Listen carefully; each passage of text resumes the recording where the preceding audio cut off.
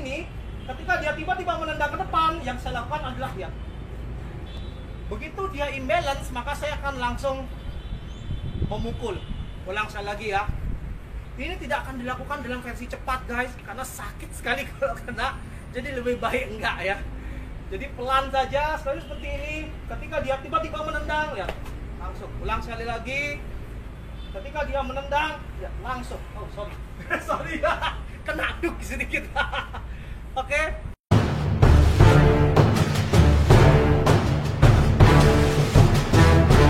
Counter kick, wah ini yang menarik. Jadi tendangan Wing Chun dapat juga digunakan dalam counter kick, ya.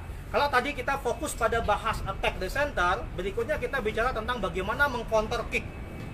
Teman-teman, saya kadang agak bingung ketika ada orang bilang, ada yang bilang tan sao tapi di tendangan gitu kan, ada yang bilang itu. Jadi ini apa, tan gyo namanya atau apa ya? Saya pernah dengar ada orang yang bilang ini model bong di kaki, ini model tan di kaki. Itu nggak ada guys, saya nggak tahu itu dapatnya dari mana. Yang jelas selama saya belajar sama si Bu David, saya tidak pernah mendapatkan bong gyo, tan gyo, itu saya nggak pernah dapat, karena memang itu tidak ada. Yang ada adalah bagaimana cara kita mengkonter serangan kaki ketika lawan menyerang. Dan itu pun hanya dilakukan ketika lawan benar-benar menyerang center. Oke? Jadi kaki pun itu enak sekali untuk kita counter, ya. Wah, itu apa itu? Ada bom meledak ya. Ada selingan. Oke?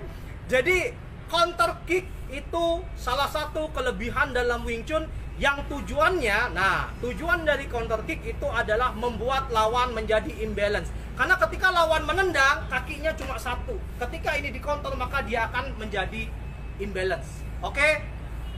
Seperti saya bilang tadi, counter kick hanya dilakukan ketika partner saya menendang ke arah depan. Arah depan tendangan itu ada dua. Yang pertama adalah seperti tadi, yang seperti ini. Yang kedua adalah tendangan seperti ini ya, side kick. Macam-macam namanya, di karate beda, taekwondo beda, dan perguruan lain pun beda. Jadi yang kedua adalah side kick. Side kick ini dia menendang benar-benar ke tengah. Nah, tendangan Wing Chun juga digunakan untuk counter kick. Contohnya seperti ini. Jadi seperti ini dia akan menendang, boom, seperti itu ya.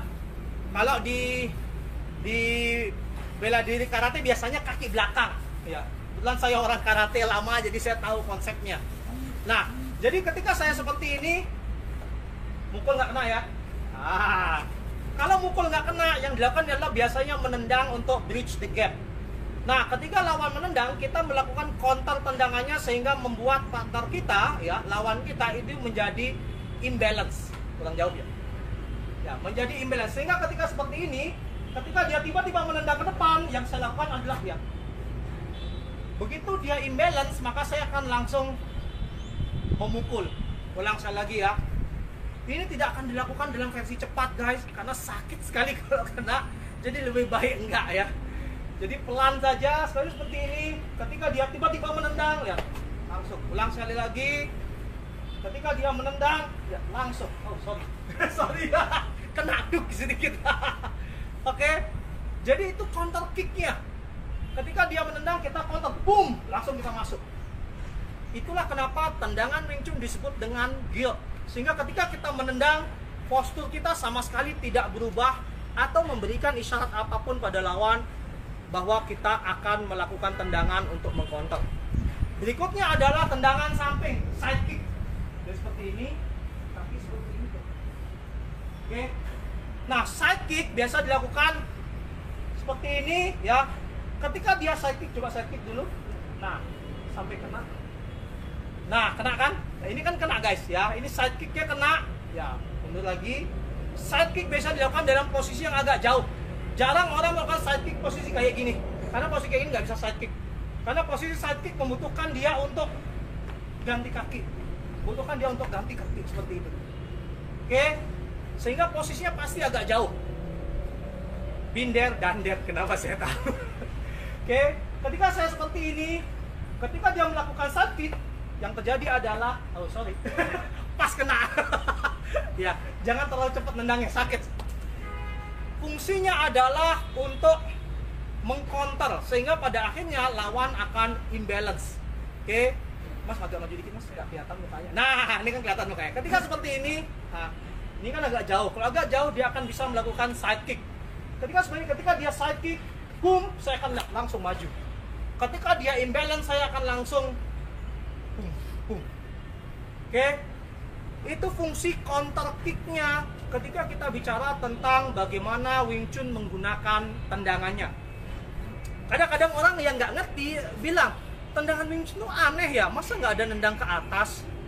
Permasalahannya adalah kita punya konsep yang namanya target terdekat dengan senjata paling dekat. Kita berpikir bahwa dengan konsep itu, kepala itu di atas, kaki itu di bawah, sehingga jaraknya terlalu jauh untuk kita menyerang dari kaki ke kepala. Beda halnya kalau kepalanya di bawah, kita bisa melakukan serangan. Oke, jadi itu konsepnya. Pada akhirnya kita gunakan kaki Wing Chun lebih banyak untuk menyerang ke center atau melakukan counter attack.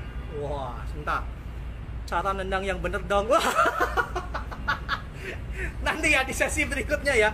Karena cara nendang yang benar, Mas, itu membutuhkan waktu sekitar setengah jam sendiri dan live kita cuma setengah jam. Aplikasinya dulu, nanti kalau ada waktu kita akan berikan cara menendang yang benar seperti apa. Oke, Bos. Thank you ya.